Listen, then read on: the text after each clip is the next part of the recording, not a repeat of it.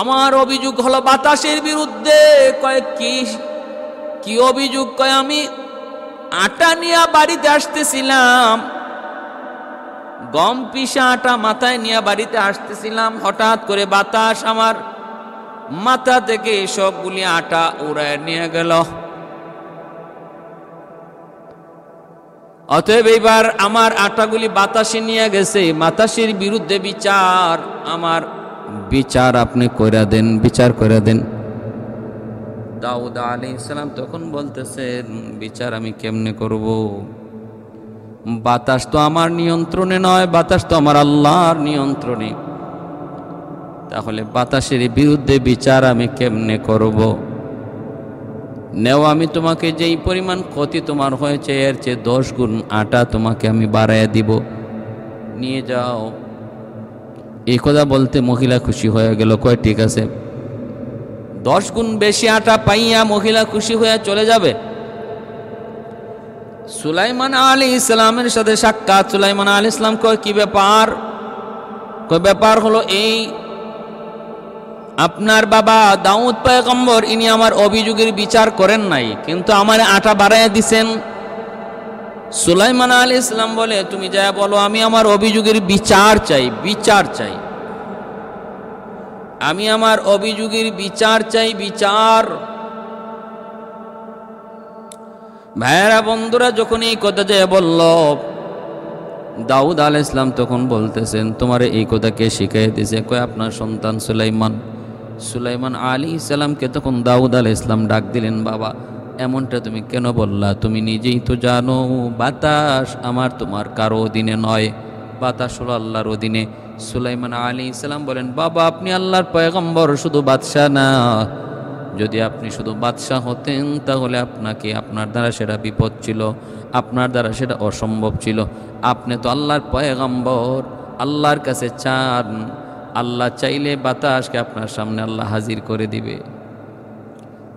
ইনি আল্লাহর কাছে চাইলেন, মালিক বাতাসের একটা বিচার করা লাগে, মালিক যে বাতাসটায় তার আটা নিয়ে গেছে ওরা হাজির করে দাও। আল্লাহর হুকুমে বাতাস হাজির হয়ে গেল। এইবার দাউদ আলাইহিস সালাম জিজ্ঞেস করেন, তুমি তার মাথার আটাগুলা কেন নিয়ে গেছো? ওই বাতাসটা তখন বলতেছে, হুজুর আমি তো নিজের ইচ্ছায় নেই নাই, আমি তো আল্লাহ পাকের ইচ্ছায় নিছি, আমি তো আমার আল্লাহ পাকের ইচ্ছায় নিছি। কেন নিছো? কয় নিছি এজন্য, একটা জাহাজ সাগরের মধ্যে ছিল, ওই জাহাজটার তলাটা ফেটে গেল, পানি উঠতেছিল। জাহাজের মালিক সারং বলল, আল্লাহ যদি বিপদ থেকে আমাদেরকে বাঁচাও, জাহাজে যতগুলা মালামাল আছে সব তোমার রাস্তায় আমি দান করব, সদকা করব।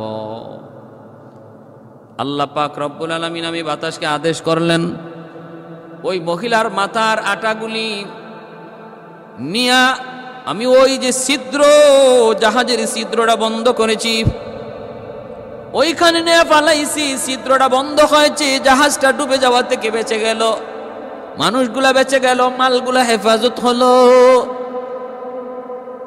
এই উপকারে লাগছে।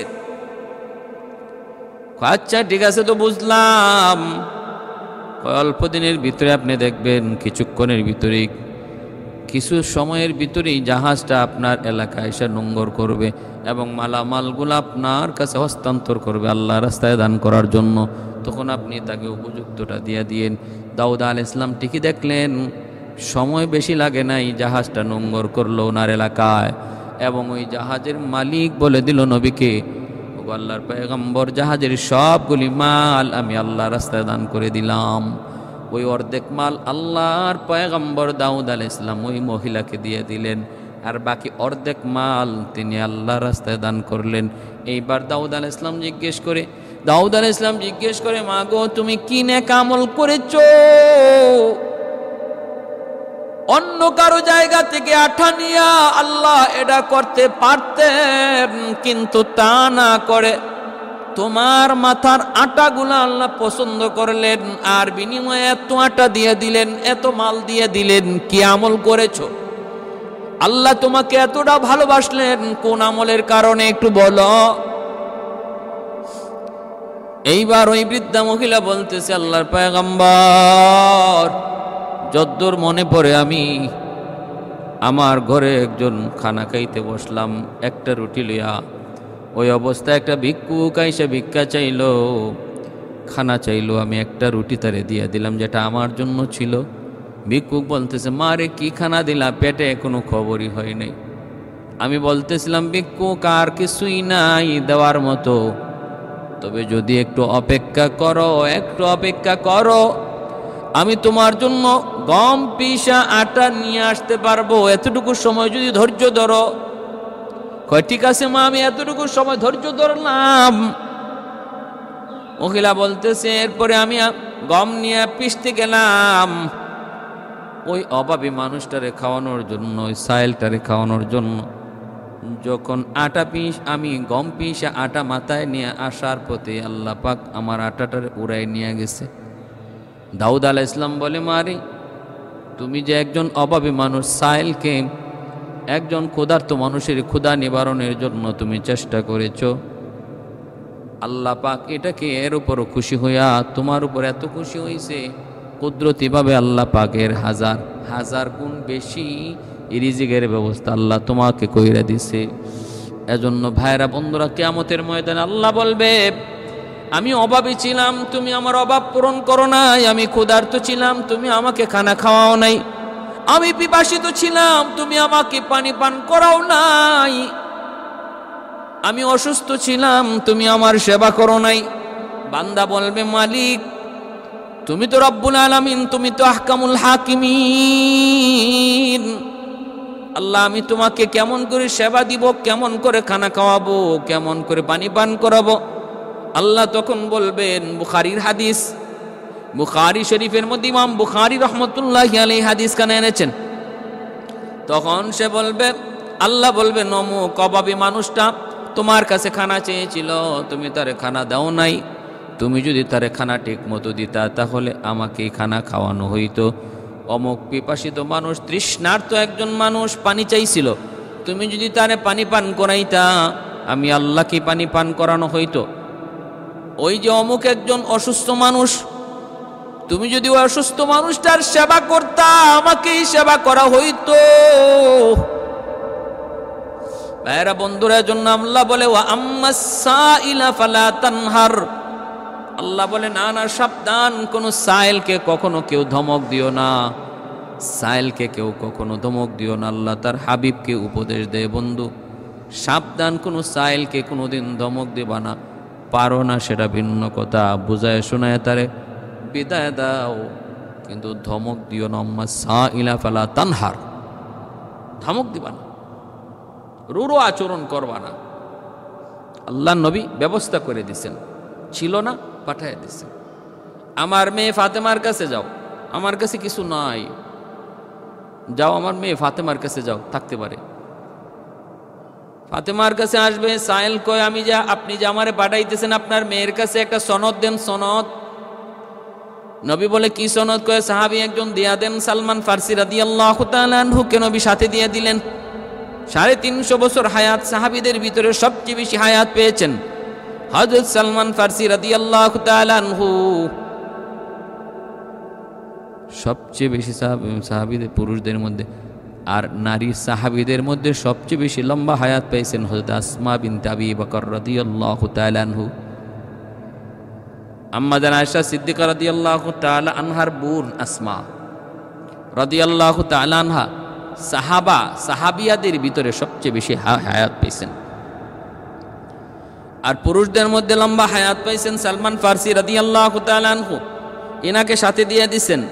ওই সালমান ফারসি রাদিয়াল্লাহু তাআলা আনহু তিনি আয়েশা খাতুনে জান্নাতকে ডাক দিয়ে বলতেছেন, নবী পাঠাইছেন, ঘরে কিছু আসেনি সাইলকে কিছু দেওয়ার মতো। তিনি ঘর তালাশ করে দেখেন, দেওয়ার মতো কিছুই নাই। একটা চাদর ছিল, চাদরখানা দিয়া বলতেছেন, এই চাদরখানা নিয়ে যান, আর চাদরটা ইহুদির বাড়িতে বন্ধক রেখে কিছু ওই সাইলকে দিয়ে বিদায় করেন, এছাড়া আমার ঘরে দেওয়ার মতো কিছুই নাই। ইহুদির বাড়িতে নিয়ে তিনি চাদরটা দিলেন। চাদরটা দেখে ইহুদি অবাক হয়ে গেল, ইহুদি বলতেছে, সালমান চাদরটা দেখে আমি চিনে ফেলেছি, এই চাদরটা হলো মুহাম্মদুর রাসূলুল্লাহর মেয়ে ফাতেমার চাদর। ও সালমান, বন্ধক রাখবো পরে, বিনিময় দিব পরে, আগে কালেমা পড়ে মুসলমান বানায় দাও, কারণ আমি তাওরাত কিতাবের মধ্যে পেয়েছি আখিরি জমানার নবীর একটা আলামত। সাইল তার কাছে সওয়াল করবে, কিছুই থাকবে না, পাঠিয়ে দিবেন মেয়ের বাড়িতে, মেয়ের বাড়িতেও কিছুই নাই, মেয়ে চাদর দিয়া পাঠাবে বন্ধক রাখার জন্য ইহুদির বাড়িতে। আমি এক ইহুদি, চাদরটাও চিনে ফেলেছি, অতএব তাওরাত কিতাবের ওই আলামতটাও আমার পাওয়া হয়ে গেছে, বাকি আর যতগুলি আলামত সব আমি পাইছি, এটাই বাকি ছিল। ও সালমান, দেরি করতে চাই না, তাড়াতাড়ি করে কালেমা পড়ায়া আমাকে নবীর দরওয়াজায় নিয়ে যাও।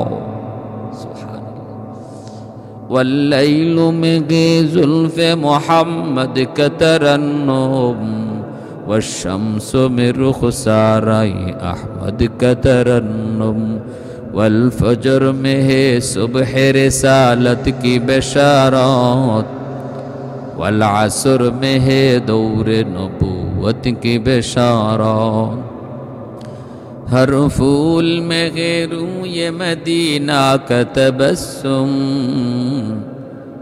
शाखों की लचक में बेक़दा का तकल्लुम यासीन से मौला ने कभी उनको पुकारा हामीम को भी और कभी तौसीन इशारा। এজন্য আমার ভাইরা বলতেছিলাম, হযরত দাউদ আলাইহিস সালাম বলতেছে, মারে একজন সায়েলের অভাব পূরণ করার জন্য তুমি যে চেষ্টা করেছো, তদবির করেছো, এই কারণে আল্লাহর কাছে তোমার আমলটা এত পছন্দ হয়েছে, এত পছন্দ হয়েছে। ঠিক আছে, ঠিক আছে, বুঝলাম। এই হলো দ্বিতীয় নম্বর বিচার। 3 নম্বর বিচারটা হলো আমার ভাইয়েরা বন্ধুরা, 3 নম্বর বিচারটা হলো একজন সুন্দরী মহিলা দাউদ আলাইহিস সালামের কাছে বিচার নিয়ে আসলো, হুজুর আল্লাহ আমাকে সুন্দরী করে বানাইছে, রূপ দিছে, সৌন্দর্য দিছে, আল্লাহ আল্লাহ আমাকে রূপ দিছে, সৌন্দর্য দিছে, এটা আমার হাতের কোনো কামাই না, আমার হাতের কোনো কামাই না, আল্লাহর দেওয়া রূপ, আল্লাহর দেওয়া রূপ, আল্লাহর দেওয়া গুণ। আজকে আমার ওই রূপের কারণে আমি বড় বিপদে আছি, মানুষ আমাকে নিয়ে মন্দ করে, মন্দ কথা বলে, কেউ প্রিজিং করে, আমাকে নিয়ে বিভিন্ন ধরনের চিন্তা, কুচিন্তা, খারাপ চিন্তা করে। এখন আমি কি করব? মানুষের অস্থির বানায় ফেলতেছে, মানুষ আমাকে অস্থির বানায় ফেলতেছে, মানুষ আমাকে অস্থির বানায় ফেলতেছে। হুজুর আপনার কাছে আবদার। আমি কাজীর কাছে বিচার নিয়ে গেছিলাম, কাজী কি বিচার করবে? সেও আমার রূপ দেখে পাগল হয়ে গেল, আমার রূপ দেখে পাগল হইয়া কাজীও আমাকে বিয়ের প্রস্তাব দিয়ে বসছে। আমি কাজীকে বসলাম, কাজীকে বললাম, না না, আমি তোমার কাছে বিয়ে বসতে রাজি না, বিয়ে বসতে রাজি না। এই কাজীর বিরুদ্ধে অভিযোগ দিলাম আরেক কাজীর কাছে। ওই আরেক কাজী সেইটার বিচার কি করবে? সেও দেখা যায় আমার রূপে পাগল হইয়া আমাকে বিয়ে করার জন্য পাগল প্রস্তাব দিয়া বসছে। আমি বললাম না না, দরকার নাই, বিয়ের আমার সময় হয় নাই, আমি বিয়ে বসবো না, পছন্দ হয় না, আমার পছন্দ মতো স্বামী আমি নিজে পছন্দ করব। ভাইয়েরা বন্ধুরা, 3 নম্বর কাজীর কাছে গেলাম, 3 নম্বর কাজীও আমাকে নিয়ে এই চিন্তাই করে। বেড়া দিলাম ফসল বাঁচানোর জন্য, দেখা যায় বেড়ায় ফসল খেয়ে ফেলে। আমাদের সমাজে এমন আসেনি না নাই? আসেনি না নাই? অভাব নাই। যে বিচার করবে, যে বিচার করবে, যে অপরাধের বিচার করবে, সেই সবচেয়ে বড় অপরাধী। যে চুরির বিচার করবে, সেই সবচেয়ে বড় চুর। যে সন্ত্রাসীর বিচার করবে, সেই সবচেয়ে বড় সন্ত্রাসী। যে ডাকাতির বিচার করবে, সেই সবচেয়ে বড় ডাকাত, সবচেয়ে বড় ডাকাত। যে জুলুমের বিচার করবে, সেই সবচেয়ে বড় জালেম। এমন আসেনি না নাই? যেই সমাজের চিত্র এমন, এই সমাজ থেকে কেমন করে ইনসাফ আশা করা যায়? কেমন করে ইনসাফ আশা করা যায়? মনে রাখবা, যেই সমাজের মধ্যে ইনসাফ নাই, শুধু জুলুম আর জুলুম, ওই সমাজের মধ্যে কোনোদিন আল্লাহর পক্ষ থেকে রহমত আসবে না, শুধু গজব আর গজব আসবে। গজব আর গজব, করোনা যাবে, বড় করোনা আসবে, মহামারী যাবে, বড় মহামারী আবার আসবে। এটা মানুষের হাতের কামাই, মানুষের হাতের কামাই। জহারাল ফাসাদু ফিল বাররি ওয়াল বাহরি বিমা কাসাবাত আইদিন নাস। আল্লাহ পাক রব্বুল আলামিন কয়, স্থল আর জলের মধ্যে, জলে স্থলে যত বিপর্যয় সব কিছু কিন্তু তোমাদের হাতের কামাই, হাতের কামাই, হাতের কামাই। এজন্য ভাইয়েরা বন্ধুরা, সমাজ থেকে জুলুম দূর করো, জুলুম দূর করো। জুলুম আল্লাহ পছন্দ করে না। আল্লাহ পাক যেই সমাজে জুলুম হয়, এই সমাজের উপরে আল্লাহ পাকের গজব নেমে আসে, গজব। ভাইয়েরা বন্ধুরা, জন্য বলতেছিলাম, মুসা আলাইহিস সালামের কাছে মানুষজন আইসা নালিশ করলো, হুজুর এলাকায় বৃষ্টি নাই, রহমতের বৃষ্টি নাই, একদম সব কিছু ফেটে চৌচির হয়ে গেছে,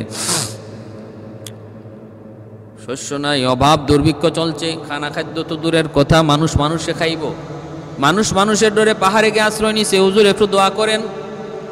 আল্লাহ পাক মুসা আগে ওদেরকে বলো জুলুম বন্ধ করতো, জুলুম বন্ধ করতে বলো। জুলুম বন্ধ না করলে মানুষ মানুষকে খাবে, মানুষ মানুষের রক্ত খাবে।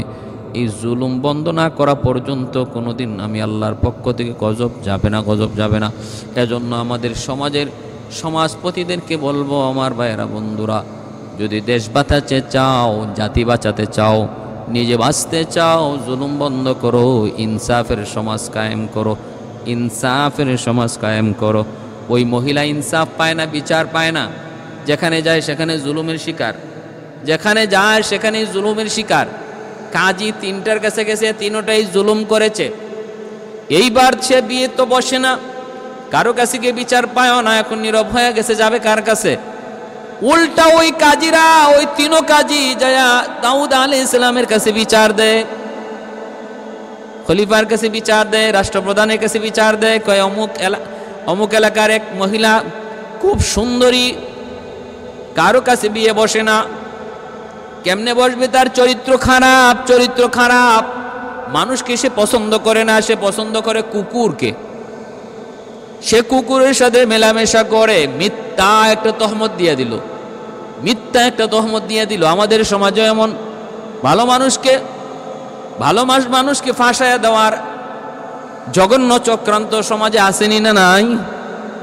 অহরহ অহরহ অপরাধী ঘুরে বেড়ায়, অপরাধী ঘুরে বেড়ায়, আর নির্দোষ মানুষটা জেল খাটে, আসেনি না নাই?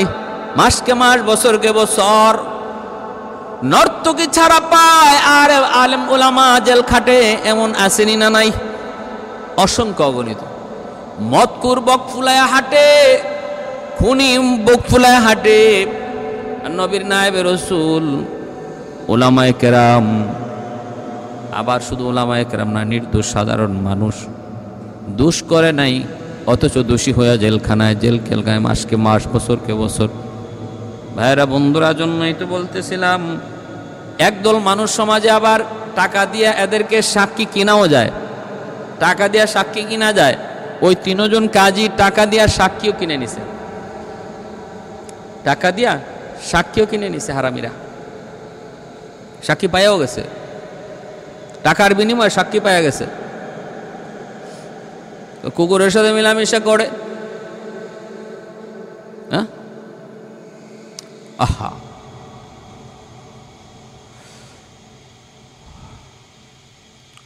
ভাইয়েরা আমার,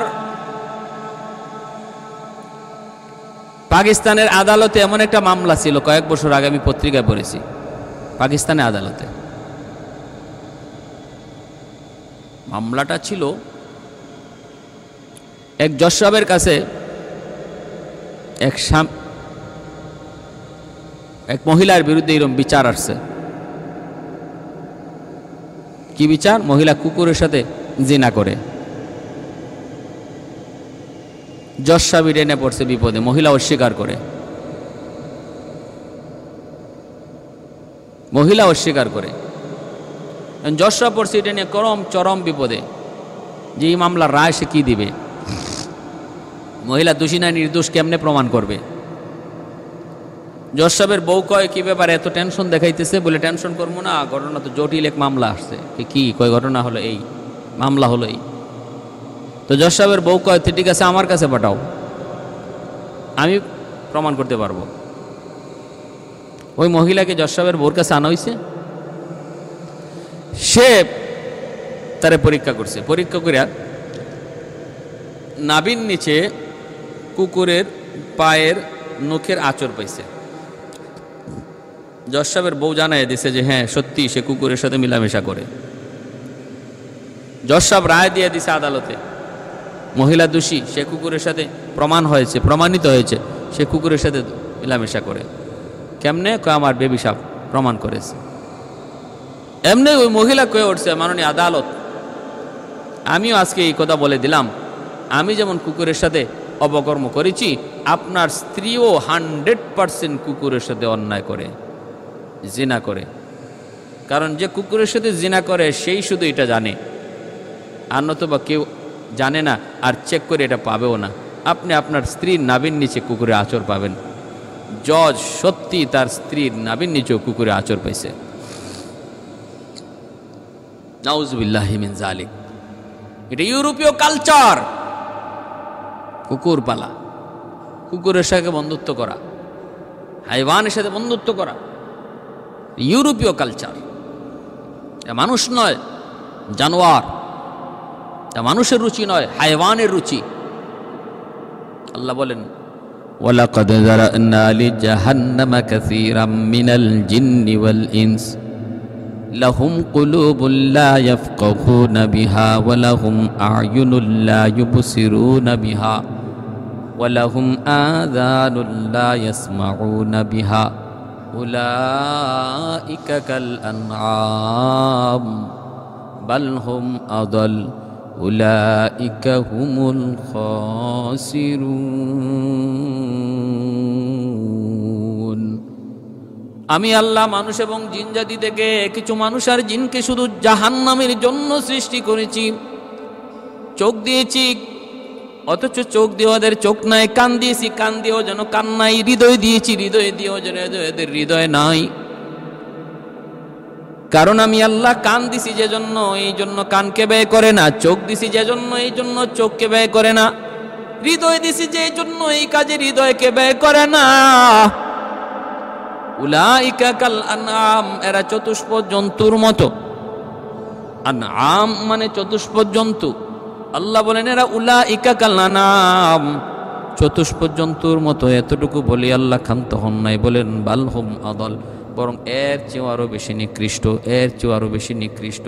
অতএব ভাইয়েরা, বন্ধুরা, মনে রাখবেন, ওই মহিলার বিরুদ্ধেও ওই 3 জন কাজী এমন একটা অভিযোগ দেয়া বসলো যে হুজুর ওই মহিলা কুকুরের সাথে ব্যভিচার করে। সাক্ষী কয় যে সাক্ষী 3 জন সাক্ষী হাজির করছে, ওই টাকা কিনা সাক্ষী। আপনি হাইকোর্টে গেলে, জজ কোর্টে গেলে দেখবেন নগদে পয়সা দিয়ে আপনি সাক্ষী পাইবেন, নগদ। মামলাতে সাক্ষী চাইবেন, সাক্ষী ওইখানে খাড়াই দিছে, সাক্ষী খাড়ানো আছে। মামলা সিলেটের, সাক্ষী দিতেছে যশোরের, মামলা ফরিদপুরের, আর সাক্ষী হলো শেরপুরের। আগুন লাগছে শেরপুর, আর হ্যাঁ বলে পানি নিয়ে আইছে ফরিদপুর থেকে। আদালত পাড়ায়। কি শাস্তিটা যে হবে এই মিথ্যাবাদী সাক্ষীদের। শাহাদাতুজ জুর, আল্লাহ নবী তার হাদিসে বলছেন এরা কঠিন থেকে কঠিন শাস্তির মুখে পড়বে কিয়ামতের ময়দানে। এমন মানুষ বুঝি এমন পথেও টাকা কামাই করে, একটা মিথ্যা সাক্ষীর দ্বারা একটা নির্দোষ মানুষকে সারা জীবনের জন্য কারাগারে আবদ্ধ করে দেওয়া। বিবি বাচ্চা এতগুলা মানুষের এত আহাজারি, আর ছোট ছোট বাচ্চাগুলির কান্নার এই যে মনের যে ব্যথা বেদনা আল্লাহর দরবারে কিভাবে যায় লাগতেছে এই মিথ্যা সাক্ষীদাতাদের কারণে। আল্লাহ তুমি ওদেরকে সহি বুঝ দান করো। এখনো সময় আছে আমার ভাইয়েরা, পয়সা কামানোর বহু সুরত রয়েছে। আল্লাহর কাছে চাও যে আল্লাহ আমি পথ ছেড়ে দিতে চাই, আমাকে হালাল পথে ব্যবসা, আমাকে সুযোগ দাও। আল্লাহ অবশ্যই দিবে, এটা আল্লাহর ওয়াদা। আল্লাহ বলে আমার কাছে চাও, শুধু হালাল পথে জীবিকা চাও, আর তালাশে বের হয়ে যাও, ব্যবস্থা করে দেবো আমি আল্লাহ। তুমি চাইতেছই হারাম পথে, হাঁটতেছই হারাম পথে, এজন্য হারাম পথে তোমার ব্যবস্থা হচ্ছে, আসতেছে। আল্লাহ পাক রব্বুল আলামিন বলেন, হাদিস শরীফে নবী বলেন, মানুষ যেই লাইন দিয়ে রিজিক চায় আল্লাহ ওই লাইন দিয়েই তার রিজিকের ব্যবস্থা করে দেয়। আমার চাওয়াটা হলো মেইন ফ্যাক্টর, আমি কোন লাইনে চাই আল্লাহ ওই লাইনেই তার রিজিকের ব্যবস্থা দেয়। কেউ সম্মানজনকভাবে রিজিক চায়, আল্লাহ তার সম্মানজনকভাবেই রিজিকের ব্যবস্থা করে। আর কেউ অপমানজনকভাবে রিজিক চায়, আল্লাহ তার অপমানজনকভাবেই রিজিকের ব্যবস্থা করে। কেউ হালাল পথে চায়, আল্লাহ তার হালাল পথে দেয়। কেউ হারাম পথে চায়, আল্লাহ তার হারাম পথে দেয়। তাহলে বিষয় হলো আমার আপনার চাওয়ার। এখন আমি কোন লাইনে চাবো এটা আমার বিষয়। ভাইয়েরা বন্ধুরা, দাউদ আলাইহিস সালাম তো বিচারের রায় দিয়ে দিলেন মহিলার বিপক্ষে, রায় দিয়া দিলেন। সুলাইমান আলাইহিস সালাম তিনি সন্দেহের মধ্যে পড়ে গেলেন, বাবাকে বলতেছেন, বাবা ও বাবা, সাক্ষীগুলার সত্য সাক্ষী না মিথ্যাবাদী, ওরা কি অরিজিনাল সাক্ষী না নকল সাক্ষী, আমার একটু পরীক্ষা করা দরকার। বাবা তোমার রায় শরীয়ত সম্মত রায়, কারণ হলো ইসলামী আদালতের সাক্ষীর প্রমাণের দ্বারা যদি ঘটনা প্রমাণিত হয় তাহলে বিচারের রায় হয়ে যায়। এখানে সাক্ষীর দ্বারা প্রমাণিত হয়ে গেছে, যেমন আল্লাহর নবীর কাছে এরকম সাক্ষীর দ্বারা প্রমাণ হয়ে গেছিল যে আবু বকর সিদ্দিক ইহুদিকে একটা চর মারছেন। আল্লাহর নবীকে গালি দেওয়ার কারণে ইহুদির গালে চর মারছেন, কিন্তু ইহুদি আল্লাহ নবীর কাছে অস্বীকার করে, কয় না আমি আপনাকে গালি দেই নাই, আবু বকর আমার এমনি মারছে। আবু বকর সিদ্দিক বলেন, না না আমি এমনি মারি নাই, আপনারে গালি দিছে গো নবী, এজন্য মারছি। আল্লাহ নবী বলেন, আবু বকর তোমার দাবির সপক্ষে সাক্ষী আনো, কিন্তু তুমি যে তারে মারছো গালি সাক্ষী, গালের মধ্যে এখনই দাগ বসে আছে। আবু বকর সিদ্দিক সাক্ষী আনতে পারেন না। মায়ার নবী রায় দিয়ে দিবেন আবু বকর সিদ্দিকের বিপক্ষে, কারণ নবী ভালো করে জানেন আবু বকর কোনোদিন মিথ্যা বলে না। কিন্তু মুহাম্মদুর রাসূলুল্লাহর আদালতে বিচার সাক্ষীর দ্বারা প্রমাণ হয়, যদি প্রমাণিত না হয়, সাক্ষীর দ্বারা যদি অন্যায় প্রমাণিত হয়ে যায় তাহলে তো বিচার ওই দিকেই রায় দিতে হবে। আবু বকরের বিরুদ্ধে নবী রায় দিয়ে দিবেন, নবী ভালো করে জানেন আবু বকর নির্দোষ। ইহুদি মিথ্যা বলতেছে, আবু বকর সত্য বলতেছে। ওই অবস্থায় আবু বকর বলে, নবী গো, ঘটনাটা ঘটছে একটা বাবলা গাছের নিচে, মানুষজন কেউ ছিল না। আমি আবু বকরের মন বলে ওই গাছের নিচে যায়, যদি মায়ার নবী তিনি গাছ থেকে সাক্ষী চান, গাছের জবান আল্লাহ খুলে দিবেন। মায়ার নবী গাছের কাছে যাইয়া তিনি ডাক দিলেন, গাছ রে তোর সামনে কি হয়েছে একটু বল। আল্লাহর হুকুমে গাছের জবান খুলে গেল। গাছ জবাব দিয়া বলতেছে, নবী গো, আবু বকর যা বলেছে সত্য বলেছে, ইহুদি যা বলেছে মিথ্যা বলেছে। ভাইরা বন্ধুরা, জন্য ইসলামী আদালতে হলো আল বাইয়িনাতু আলাল মুদ্দাই ওয়াল ইয়ামিনু আলা মান আনকার। সাক্ষী প্রমাণের দ্বারা তুমি তোমার দাবি প্রমাণ করো, আর যদি না পারো ওই যে বিবাদী সে কসম করে তার পক্ষে রায় নিয়ে নিবে। ভাইরা বন্ধুরা, সুলাইমান আলাইহিস সালাম বলেন, বাবা আমাকে একটু সময় দেন, একটু সময় দেন। কয় ঠিক আছে, সময় দিলাম। এইবার তিনি বলতেছেন, আসো দেখি। তিনজন সাক্ষীরা তিনি আলাদা আলাদা করে নিতেছেন, আলাদা আলাদা করে। তুমি যে বললা ওই মহিলারে দেখছো কুকুরের সাথে সে জিনা করছে, এই কুকুরের রংটা কেমন ছিল? সে বলছে একরকম। দ্বিতীয় জনকে বলছেন আরেক জায়গায় নিয়ে, তুমি যে দেখছো রং কেমন ছিল? সে বলছে আরেক রকম। তৃতীয় জনকে বলছেন, তুমি যে বলছো রংটা কেমন ছিল? সে বলছে আরেক রকম।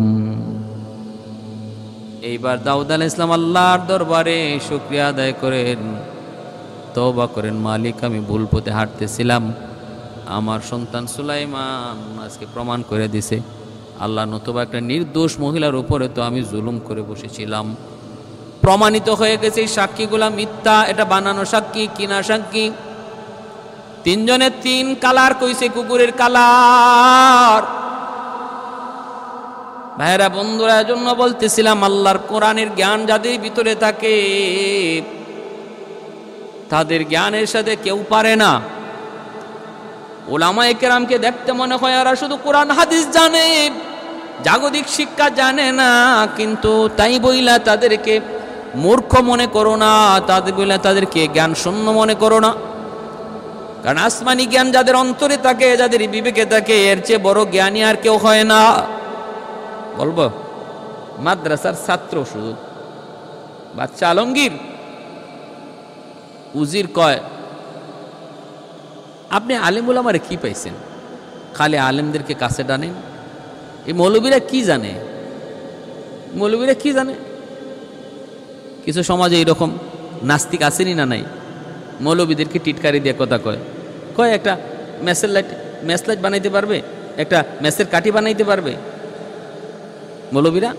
আবার যখন জঙ্গির তহমত লাগায় তখন কয় না না ওরা বোমা বানাইতে জানে, বোমা বানাইতে জানে। একবার কয় ম্যাচের কাঠি বানাইতেছি নে, আর একবার কয় বোমা বানাইতে জানে। যখন যে কথা বললে পরে মৌলবীরে ঘায়েল করা যায় তখন ওই কথাটা কয়। ওই হারামির দল, ওই নিমুখ হারামের দল, যারও সন্তানের দলগুলি। বাচ্চা আলমগীর কয় মৌলবীরার মাথায় কি পাইছি এটা তুমি দেখবা, একটু দেখান তো। কয়তো মন্ত্রী তুমি ওই পুকুরে কয়েক গ্লাস পানি আছে বলো তো। মন্ত্রী কয় এটা কেমন প্রশ্ন, এই পুকুরে কয়েক গ্লাস পানি আছে এটা কেমন করে বলবো?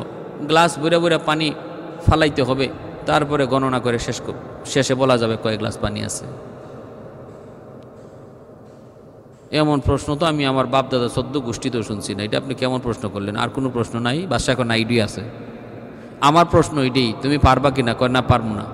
কইতে দেখো একটা মাদ্রাসার ছাত্র কেমনে পারে। ডাক দিছে, ও বাবা এদিকে আয়, কোন মাদ্রাসায় পড়ো? গৌমুখ মাদ্রাসায় পড়ি। বাবা একটা প্রশ্ন করি বলবা? কয় কি প্রশ্ন? কয় পুকুরে কয়েক গ্লাস পানি আছে বলতে পারবা? মাদ্রাসার তালেবে ইলম কয় স্যার এটা তো একবারে সহজ প্রশ্ন, ফানিবাত। মন্ত্রীর চোখ বড় বড় হয়ে গেছে, কয় কি? আমার প্রশ্ন শুই না পেট খারাপ হয়ে গেছে। আর মৌলবী কয় একদম পানিবাদ। কত দেখি? কয় স্যার পুকুরটা যত বড়, গ্লাসটা যদি এত বড়ই হয় তাহলে মাত্র এক গ্লাস পানি। আর পুকুরটা যত বড়, গ্লাস যদি এর অর্ধেক হয় মাত্র 2 গ্লাস পানি। পুকুরটা যত বড়, গ্লাস যদি এর 3 ভাগের 1 ভাগ হয় তাহলে 3 গ্লাস পানি। 4 ভাগের 1 ভাগ যদি হয় গ্লাসটা তাহলে 4 গ্লাস পানি। এবার বাদশাহ মন্ত্রীরে করে, মন্ত্রী শুনলি আরো বলবে না এখানে থামবে? কয় না আর বলা লাগবে না স্যার, আমার বুঝ হয়ে গেছে। সে যে সিস্টেমে আসতেছে ছোট্ট গ্লাস পর্যন্ত আসতে ওর কোনো সমস্যা হবে না, বলে দিতে পারবে। তখন আজকে থেকে আমি প্রমাণ পেলাম আলেম উলামার মাথার মধ্যে আসমানি জ্ঞান, 2 জাহানের জ্ঞান। আমরা ওদের সামনে মূর্খ, জাহেল, আমরা জাহেলে মুরাক্কাব। আলেমদের মাথায় অনেক জ্ঞান। ভাইরা বন্ধুরা, আরেকটা ঘটনা লেখছেন থানভী আলাইহির রহমাতার কিতাবের মধ্যে। মাদ্রাসার নাজিম সাহেব হুজুরকে গ্রেপ্তার করে নিয়ে গেছে পুলিশ, গ্রেপ্তার করে নিয়ে গেছে। বড় হুজুর গিয়ে হাজির জজ সাহেবের সামনে নাজিম সাহেব হুজুরের পক্ষে। উকিল কয় মাননীয় আদালত, এই হুজুর মুজুর দিয়া এই আদালতে কোনো আর্গুমেন্ট চলবে না, শুনানি চলবে না, উকিল ধরতে বলেন। বড় হুজুর বলতেছে স্যার আমরা বড় গরিব, উকিল ধরার মতো সামর্থ্য নাই। আমার নাজিম সাহেব হুজুরের পক্ষে আমি কথা বলতে চাই, একটু সুযোগ দিবেননি? প্রতিপক্ষ উকিল কয় না না না না, সম্ভবই না স্যার। হুজুর কি বলবে? এখানে বলতে হইলে এইরকম বোরকা লাগাইতে হয়, তারপরে কুটমুট লাগাইতে হয়, তারপরে মাননীয় আদালত, ইয়োর অনার, মাই লর্ড, কত কথা বলতে হয়। এগুলা মেসাব হুজুর কোত্থেকে বলবে? টাই নাই, টুই নাই, বুরকা নাই, উনি আই সেখানে কথা কইব। মাননীয় আদালত কইয়া ডাকই দিতে পারবো না আপনারে। মাই লর্ড কোয়া চিনবই না, লর্ড কি জিনিস চিনে নাকি? হুজুর বলতেছেন না মাননীয় আদালত, আমি একটু সময় চাই, আমি আমার মক্কেলের পক্ষে লড়বো। তখন মাননীয় আদালত তিনি একটু সদয় কইরা অনুমতি দিয়ে দিছে, কয় ঠিক আছে আপনি কথা বলেন। তো এমনি উকিল কয় মাননীয় আদালত আমি বুঝছি আপনি তার অনুমতি দিয়ে দিবেন, তো আমার কিছু কথা আছে। আমার কিছু কথা হইল, হুজুররা তো কারণ ওরা মানুষের দিল নরম করা খুব ভালো চিনে, হ্যাঁ, এই বাপমার কথা কইয়া, জান্নাত জাহান্নামের কথা কইয়া, কবরের কথা কইয়া দিব একটু কাইন্দিয়া, আপনিও দিবেন কাইন্দিয়া। যখন আপনার দিল নরম হয়ে যাইব, মামলা রায় দিবেন কিতা, আপনি কান্দার চোটে রায় দিলাইবেন হুজুরের পক্ষে। অতএব মাননীয় আদালত, এই আদালতে হুজুরের লম্বা কথা কওয়ার কোনো সুযোগ নাই। এরকম কবরের কথা আর এরকম এই বাপমার কথা তুললিয়া এই আলোচনা করার কোনো সুযোগ এখানে দেওয়া যাবে না। খুব সংক্ষেপে বলতে হইব কথা, হ্যাঁ, সংক্ষেপে কথাগুলো বলতে হইব। আমি শুধু ওনাকে হ্যাঁ অথবা না এই কথাটা জিজ্ঞেস করব, কয়েকটা প্রশ্ন করব, এই প্রশ্নের জবাব উনি দিবে, আর এই প্রশ্নের জবাবটা উনি হ্যাঁ অথবা না কইয়া দিবে। এটা যদি রাজি হয় তাহলে আমি রাজি আছি। তখন আদালত জায়গায়, হ্যাঁ উকিল সাহেব আপনারা হান আর কইয়া জবাব দেওয়ার জন্য কিছু প্রশ্ন করবে, প্রশ্নের উত্তরটা আপনি হ্যাঁ অথবা না কইয়া জবাব দিবেন, এর বাইরে কিছু বলতে পারবেন না, পারবেন এটা? তখন হুজুর বলে এটা কেমন কথা যে আমি শুধু হ্যাঁ অথবা না কইয়া জবাব দিমু? এই এমনও তো কথা থাকতে পারে যে কথাটা হাও কওয়া যায় না, নাও কওয়া যায় না। উকিল এখন না দুনিয়াতে এমন কোনো কথাই নেই যে কথা হ্যাঁ অথবা না কইয়া কওয়া যায় না, মাঝখানে কোনো কথা নেই। আপনি যদি পারেন তাইলে পড়েন, নাইলে আপনার কথা এখানে শোনা যাবে না। তখন হুজুরের কথা, ঠিক আছে, আপনি যে বললেন পৃথিবীতে এমন কোনো কথা নাই যে কথা হ্যাঁ অথবা না কইয়া দেওয়া যায় না। আমি আপনার একটা কথা জিজ্ঞেস করব, একটা প্রশ্ন করব, আপনি হ্যাঁ অথবা না কইয়া জবাব দিয়েন তো, পারবেন? হ্যাঁ 100% পারবো।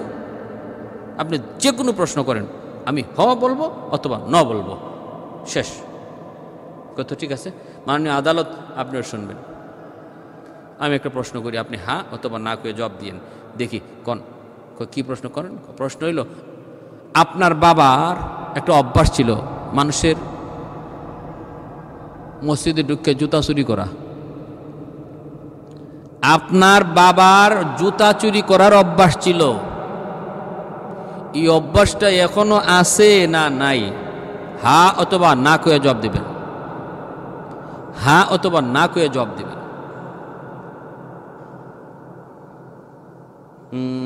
তখন উকিল পড়ছে বিপদে।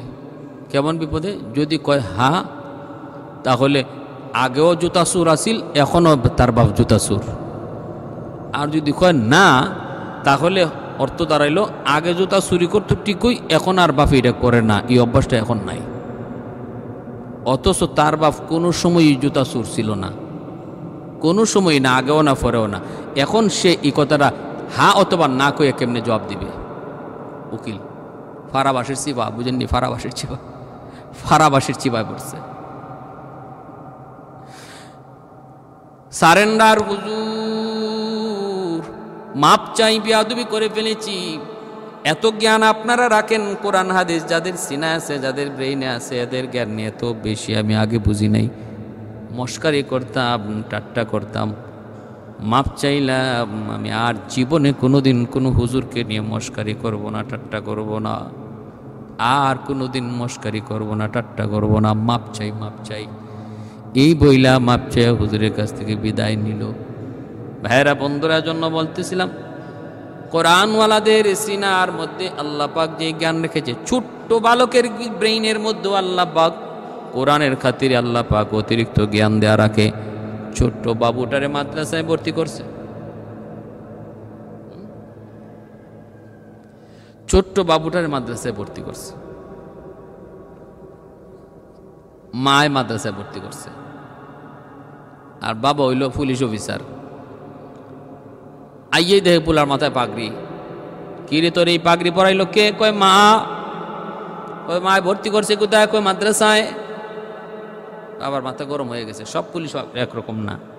আলহামদুলিল্লাহ এখন বহু পুলিশ অফিসার, বহু প্রশাসনের লোকের সন্তানরা মাদ্রাসায় পড়ায়, কারণ যুগ চেঞ্জ। আগের দিন নাই। মৌলবীকে মস্কারি করার, টিটকারি করার এই দিন শেষ। এখন বড় বড় অফিসার, বড় বড় শিক্ষিত, বড় বড় শিল্পপতির বাচ্চারাও এখন মাদ্রাসায় পড়ে, কারণ ওরা ভালো করে এই কথা বুঝতে পারছে, চিনতে পারছে, জানতে পারছে যে সন্তানের হাতে বাপ মা জবাই হওয়া থেকে যদি বাঁচতে হয় তাহলে একমাত্র পথ হলো কোরআনের পথ, আমার নবীর আদর্শের পথ। নতুবা ঐশীর মতো সন্তান জন্ম নেবে, মাহফুজুর রহমানের মতো পরিণতি ভোগ করতে হবে। সচিবকে প্রশ্ন করেছিল সাংবাদিক, ছেলেটারে মাদ্রাসায় পড়ান কেন? আপনার মতো সচিব হতে পারবে না? চান না আপনি আপনার মতো সচিব হোক? বাপে কয় সচিব বানাবো পরে, আগে জবাই হওয়া থেকে বাঁচি, জবাই হওয়া থেকে বাঁচার জন্য মাদ্রাসায় পড়াই। পত্রিকা দেখেন, সাংবাদিক প্রশ্ন করেছিল। ঢাকা শহরে 50,000, 70,000, লক্ষ টাকা মাসে বেতন দিয়ে এখন মাদ্রাসায় পড়ায় এমন প্রতিষ্ঠানও আছে, এমন প্রতিষ্ঠানও আছে ঢাকা শহরে এখন। কমই মাদ্রাসা, মাসে 50,000 টাকা বেতন। কারা পড়ায়? শিল্পপতির বাচ্চা, শিল্পপতির সন্তান, বড় সচিবের সন্তান, বড় বড় অফিসারের সন্তান মাদ্রাসায় পড়াইতেছে। যুগ চেঞ্জ। যেভাবে গরিবের দিন ফিরে আইছে, ধনির দিন শেষ। ধনী একসময় কইতো কি, গরিবরে মস্কারি কইরা টিটকারি করে কইতো, এই পেটা ফকিন্নির পুত ফকিন্নি, ভাত খাইতে পারস না, 3 বেলা রুটি খাস, আবার আমার সাথে কথা কস। তখন আল্লাহ পাক গরিবরে কইছে, তুই ধৈর্য ধর, কিছুদিন ধৈর্য ধর, একটা দিন আসবে যেদিন তুই পেট ভরে ভাত খাইবি আর ও রুটি খাইব। দিন ঘুরে আইছে। এখন গরিবে পেট ভরে ভাত খায় আর ধনী রুটি খায়। একজন রুটি খাওরা কইয়া গালি দিত এই ধনী গরিবরে, রুটি খাওরা। প্যারে হাজিরিন, ওই ছোট্ট বাচ্চাটা বাবা কয় ঠিক আছে চলো খাইতে, তোমার নানার বাড়ি যাই। ওই নানার বাড়িতে রওনা দিছে, মাথায় পাগড়ি। রাস্তায় বাপরে কয়, আব্বা আমার একটা আইসক্রিম কিনে দাও। বাপে দিছে আইসক্রিম কিনা, আইসক্রিম খাইতেছে, হাত থেকে মাটিতে পড়ে গেছে। সে উঠে খাইতে চাইছে, বাপে দিছে ধমক, হারামি তুই মাটিতে পড়ে গেছে এই জিনিস তুই খাস, ঘটনা কি তোর? এটা কে শিখাইল? বড় হুজুর শিখাইছে।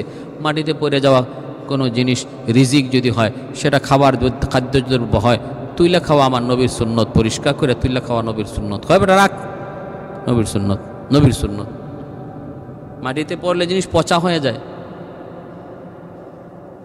আর এই জিনিস তুইলা খাইলে মানুষ অভদ্র হয়, অভদ্র মানুষ অভদ্র কইব মাটির জিনিস তুইলা খাইলে। তোমার আব্বা একটা নতুন আইসক্রিম কিনে দিব। বলা কয় ঠিক আছে আব্বা। মনে মনে কয়, আল্লাহ আমারে একটু সুযোগ করে দিও, আমার আব্বারে আমি সুন্নত শিখাইতাম, নবীর সুন্নত শিখাবো, একটু সুযোগ করে দিও। কিছু দূর যাবার পরে দেখা যায় রাস্তা পিছলা, মা পিছলা গায়ে পড়ে গেছে। মোটা পুলিশের বউ, চিকন হওয়ার তো কোনো কথাই ওঠে না, প্রশ্নই ওঠে না। পুলিশের বউ মোটা তো হবেই। পাশ দিয়ে পড়ে গেছে মাটিতে। এখন বাপ গেছে তোলার জন্য, পোলায় যায় আব্বার হাত ধরে কয়, আব্বু মাটিতে পড়লে জিনিস পচা হয়ে যায়, পচা জিনিস উঠাইলে অভদ্র হয়, বাজার থেকে তোমার জন্য নতুন আম্মু কিনে দিমু। এখন বাপে বুঝছে, হয় হাই হাই হাই, আমার ছেলে আমারে কি শিখাইলো? কই কি শিখাইলে? কয় আব্বু নবীর সুন্নত শিখাইছি, পড়লে জিনিস পচে না, পড়া জিনিস উঠাইলে অভদ্র হয় না গো আব্বা।